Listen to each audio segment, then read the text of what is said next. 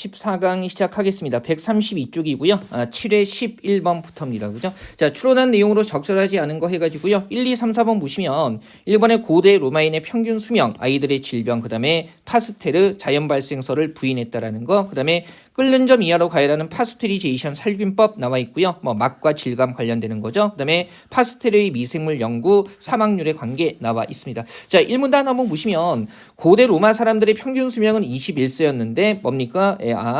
출생한 3분의 1이 1세 전에 죽었고 살아남은 아이의 절반이 10세 전에 사망하기 때문이라는 거고요. 그 다음에 미생물로 인한 질병 때문에 많이 죽었고 이를 밝혀 치료의 길을 연 사람이 파스테르였대요. 그러면 일단 1번에 고대 로마인의 평균 수명이 낮았던 것은 아이들이 질병으로 많이 죽었던 것이 한 원인이었다라는 거. 산 사람은 오래 살았지만 일찍 죽은 아이들이 많다는 거죠. 그래서 1번은 확인이 되고요. 그 다음에 이 문단 한번 보면 파스테르 같은 경우는 음식물에서 저절로 새로운 생명체가 생겨나 음식물을 발효 부패시킨다는 자연 발생설을 반박하고 그랬으니까 2번 자연 발생서 부인한 것도 맞는 거죠. 그죠? 그 다음에 뒤에 이어지는 거 보면 음식물의 맛과 질감을 변화시키지 않으면서 살균하는 방법이 파스테리제이션이고요. 끓는 전보다 낮은 온도에서 장기간 가열하는 방식이에요. 그러면 끓는 전보다 낮은 온도니까요. 끓는 점 이하로 가열하는 거 맞고요. 근데 맛과 질감을 높이는 게 아니라 변화시키지 않는다고만 나와 있기 때문에 3번은 적절하지 않습니다. 그죠? 그 다음에 파스테르의 업적이 나와 있죠. 마지막 문단에 보면 그죠? 미생물임을 밝히고 예방할 수 있는 백신을 만들어서 사용하고 치료법도 제시했다라고 나와 있기 때문에 그러면 뭡니까? 치료법까지 제시했으니까 사망률을 줄이는데 기여했다고 할 수가 있겠죠. 그죠? 분명히 1문단에서 아동 사망률이 높았던 거 미생물로 인한 질병 때문이었는데 이를 밝혀서 치료의 길을 열었다는 게 파스테르의 업적이기 때문에 연결됩니다. 자, 그다음에 12번 보시면요.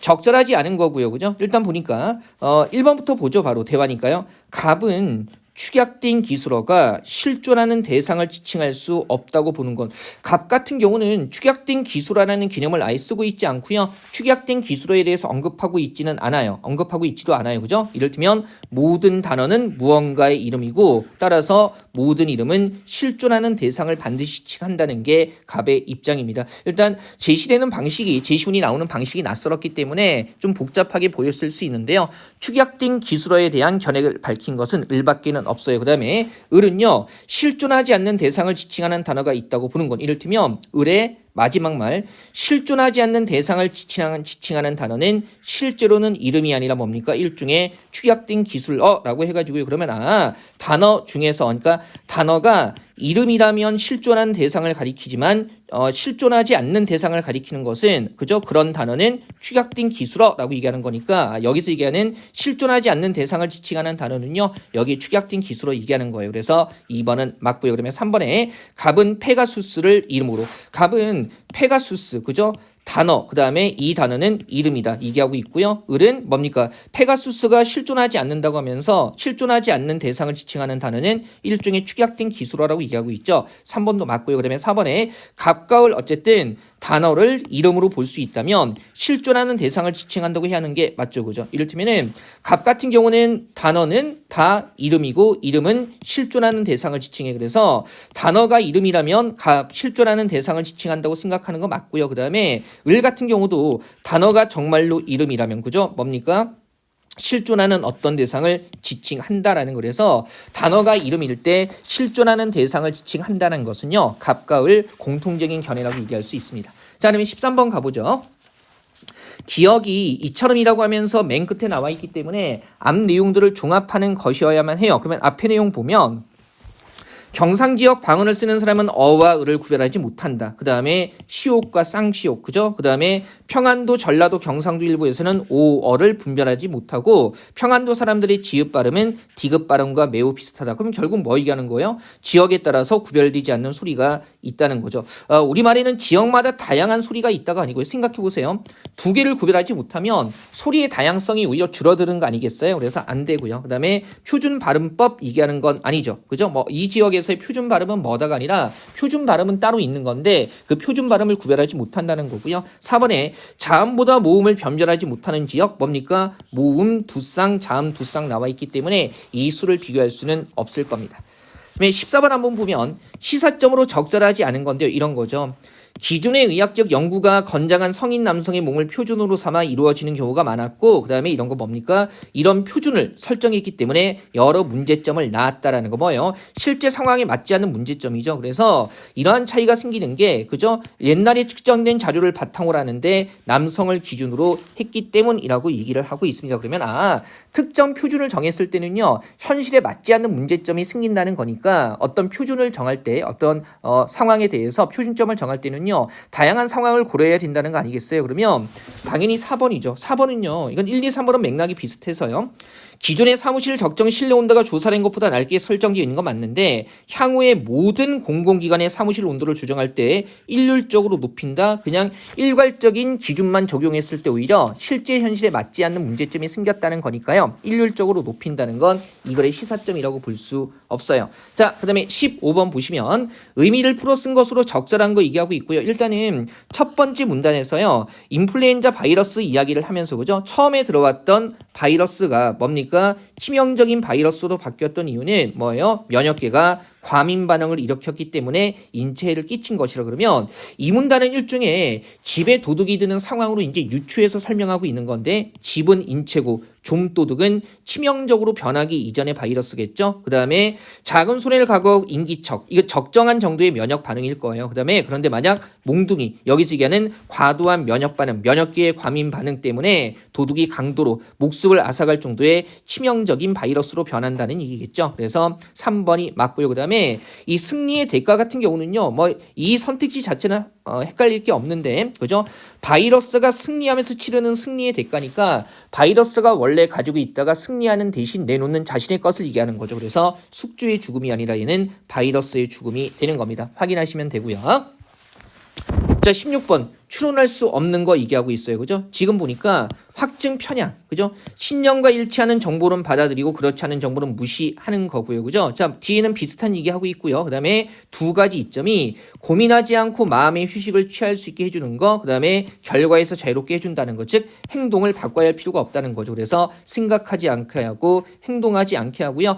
특정 정치 성향 가진 사람들을 대상으로 조사했을 때 이를테면 반대당 후보는 신념과 일치하지 않는 거죠. 그러면 문제점을 다 완벽하게 찾았지만 지지하는 당 후보의 주장에서는 모순을 절반 정도만 찾아냈대요. 의미를 잘 봐야 되는데 자신의 신념과 일치하기 때문에 그저 문제점을 오히려 무시해버린 거죠. 그래서 모순을 찾았다 자체보다는요. 존재하는 모순을 딱 절반까지만 찾았다. 그러니까 신념과 일치하지 않는 정보는 다 무시했다는 것을 보여주는 겁니다. 그리고 이제 동의하지 않는 정보를 접했을 때 뇌회로가 활성화되지 않았고 동의하는 주장을 접했을 때는 긍정적인 반응을 보이면서 활성화를 했다. 자, 보세요. 1번은 확증 편향에 대한 얘기죠. 그죠? 신념이나 행동을 바꾸려 하지 않는 경향이 있다라는 거. 그 다음에 이번에 정보를 객관적으로 판단하지 못하는 우리 왜 확증 편향 자체가 신념과 일치하는 정보. 신념이라는 것은 주관적인 믿음이기 때문에 그러면 이거에 따라서 정보를 받아들인다는 것은 객관적으로 판단하지 못하는 거죠. 그 다음에 3번에 사람에게는 지지자들의 말만을 듣고 자기 신념을 강화하는 경향이 있다. 보세요.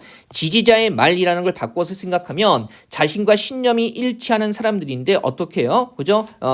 고민하지 않고 행동을 바꾸지 않고 그러면 고민하지 않고 행동을 바꾸지 않으면 그대로 유지가 되는 거 그다음에 심지어는 긍정적이면서 활성화까지 되는 거니까 강화한다고 얘기할 수가 있겠죠. 그다음에 4번 같은 함정에 빠지면 안 되는데요. 새로운 정보를 접했을 때 심리적 불안을 느낀다. 우리가 물론 신념과 일치하지 않는 정보를 새롭다라고 생각할 여지는 좀 있어요. 근데 오히려 뭐 한대요? 무시한다 그랬죠. 그래서 지금 여기에서 확증 편향과 관련해 가지고요. 불안을 느끼는 특성은 아예 언급이 되지 않았기 때문에 4번은 추론할 수 없는 겁니다. 자, 17번도요. 추론한 것으로 적절하지 않은 거 얘기를 하고 있고요. 그죠? 일단 이런 글자, 또맨 100 같은 글자 쓰려면 조합형 방식, 그 다음에 유니코드 2.0 조합형 방식의 글자 모두 표현이라고 나와 있고요. 그 다음에 3번에 한글과 달리 영문자는 인코딩할 때 한계를 고민할 필요가 없다. 한글 영문자 인코딩. 그 다음에 컴퓨터로 글자 입력하기 전에 한글 자문화 글자의 코드가 할당돼 있다라는 거. 지금 보세요.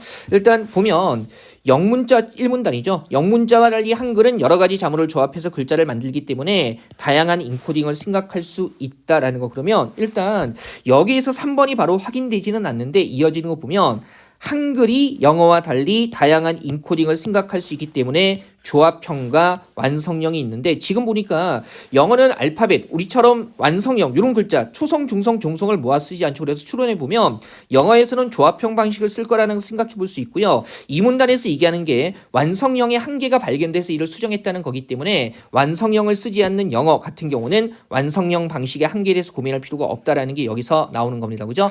한글만 조합형에다가 완성형이 있는 거고 완성형이 바로 한계가 있어서 그걸 보완하는 방법들이 나왔다는 거니까 영어 같은 경우는요 완성형 방식의 한계에 대해서 고민할 필요가 없어요. 그죠? 그 다음에 뒤에 보니까 코드를 할당하고 그죠? 그 다음에 불러오는 방식이라고 해가지고요 4번 그죠? 이를테면 자모의 코드 할당하거나 글자의 코드 할당해서 불러온다고 했으니까 4번도 확인이 되고요. 그 다음에 지금 보세요.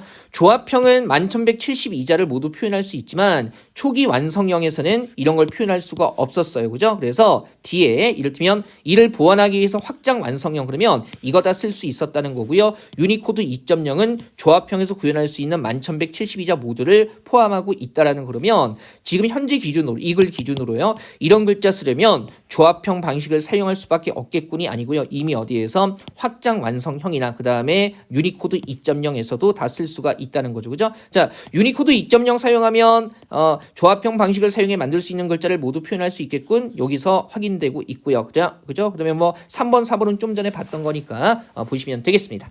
자, 18번 보시면요. 이해로 가장 적절한 거 얘기를 하고 있어요. 그죠? 지금 보니까 1문단에서 프리덤과 그다음에 리버티 얘기를 해주고 있죠. 그래서 제약으로부터의 자유가 프리덤이고요. 강제로부터의 자유가 리버티. 책으로 같이 보세요. 그다음에 프리덤은 강제를 비롯한 모든 제약의 전적인 부재고 리버티는 강제의 부재인데 다만 강제라는 것은요 물리적 힘이나 그 다음에 위협과 관련이 되는 거예요. 그래서 프리덤과 리버티가 동의어일 수는 없다. 일단은 제약이 범주가 더 큰 거죠.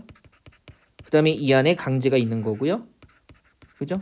분명히 1문단에서 프리덤이 강제를 비롯한 모든 제약의 전적인 부재를 했으니까 제약 속에 강제가 있는 거예요. 그래서 이 두 개가 완전히 동일하지는 않다는 거죠. 이를테면 보세요. 일부 국가의 어떤 시민은 정부 허가를 받아야 되는 허가받지 않으면 위협 그 다음에 물리력, 위협하고 물리력은 강제 그러면 일부 국가의 어떤 시민은 뭐가 없는 겁니까? 강제로부터의 자유, 리버티가 없는 거고요. 그 다음에 뭡니까? 강제가 제약이 이미 포함되기 때문에 리버티가 없다는 것은 뭐도 없다는 거예요?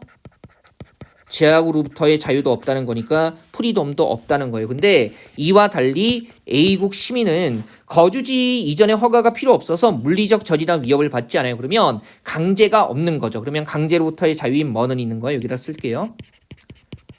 리버티는 있는 거예요. 다만 이 사람들도요. 그죠? 돈이나 직업 등의 제약이 있기 때문에 모든 제약으로부터의 자유인 프리덤은 존재하지 않는 겁니다. 그러면 이런 거죠. 리버티와 프리덤이 둘 다 없는 상황도 있고 그 다음에 리버티는 있지만 프리덤이 없는 상황도 있기 때문에 이 두 개가 동의어들은 아니라는 거고요. 그러면 자유지상주의자들이 얘기하는 자유라는 것은 강제를 극소화하는 것, 즉 강제적인 간섭을 최소화하는 거니까 이 사람들은 프리덤을 확보하는 게 아니라 리버티를 확보하는 것. 그죠? 이게 자유주의자들의 자유라는 개념이라는 거 좀 보세요. 자유주의자들은 뭡니까? 강제를 극소화하는 거니까 제약으로부터의 자유가 아니라 뭐예요? 강제로부터의 자유를 최대한 확보하는 거죠. 1번 안 되고요. 그 다음에 2번에 A국 시민들은 프리덤, 이미 강제가 제약 속에 포함되어 있기 때문에 강제가 있다는 것은 뭐예요? 제약도 있는 거. 그래서 프리덤 없는 거죠. 분석해 보면 A국 시민들 같은 경우에 그죠? A국 시민들 같은 경우에 여기 있네요. 일부 국가 간의 A국 시민 같은 경우에 뭡니까? 강제는 없지만 제약은 있기 때문에 그러면 결국 프리덤 자체도 없는 거예요. 그죠? 한번 보시고 그다음에 3번에 리버티에 대한 제한은 물리적 힘보다 위협을 통해 지금 보세요. 더 많다. 비교치를 얘기하고 있는데 동등하게 처리하고 있죠. 물리적 힘이나 위협. 그래서 3번도 안 되고요. 그다음에 정부 허가라는 것이 위협과 물리력과 강제이기 때문에 그죠? 강제로부터의 자유가 제한되는 것이라고 볼 수 있을 겁니다. 그죠? 자, 다시 한번 말씀드리지만 선택지 2번에 A국 시민 같은 경우는요. 그죠? 물리적 저지나 위협을 받지 않는다는 점에서 그죠? 리버티는 보장받고 있지만 다른 제약이 존재한다는 점에서 프리덤을 보장받고 있지는 못합니다. 프리덤은 그 어떤 제약도 존재하지 않아야 되는 거죠. 자, 리버티와 프리덤, 강제와 제약 이거 잘 이 제시문에서는 구별하셔야 되고요. 그다음에 19번 한번 가보죠. 자, 역시 빈칸 추론인데요. 되게 결정적인 게 그러나라고 앞 내용들 다 뒤집어주면서 뭡니까? 교화가 넓게 베풀어지는 정도에 따라 범죄 건수가 줄고 있으니까 이를 통해 본다면 풍속을 바로잡는 방법은 뭐예요? 교화에 따른 거라고 얘기할 수가 있겠죠. 그래서 되게 명확하게 그죠? 역접의 표지도 있고 지시 표현도 있기 때문에 되게 편안하게 접근할 수 있는 문제입니다. 19번, 20번은 다 난도가 하예요. 자, 20번도 보시면요.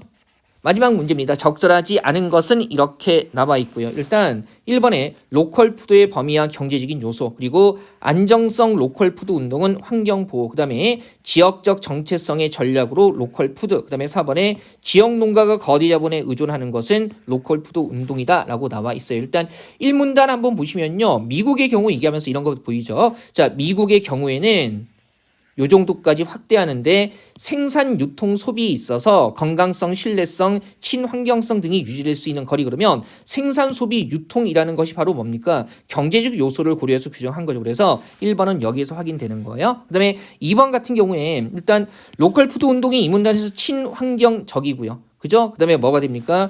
식품 안전성의 위기가 만나는 접점이 로컬 푸드 운동이 발화하는 배경이 되는데 근데 뭡니까?